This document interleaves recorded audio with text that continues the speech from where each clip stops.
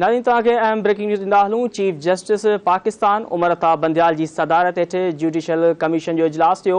Justice Aamir Farooq खे Islamabad high court जो chief justice मुक़ररु करण जी सिफ़ारिश कई वई आहे।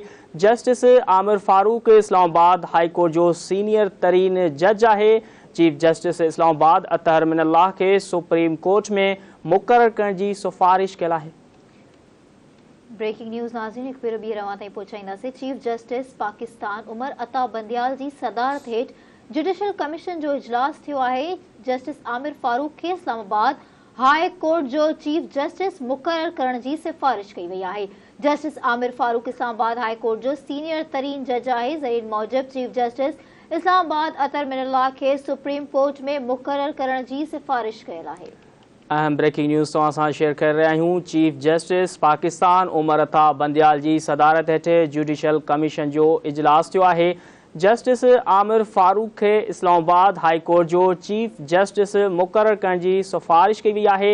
Justice Aamir Farooq Islamabad high court जो सीनियर तरीन जज आहे।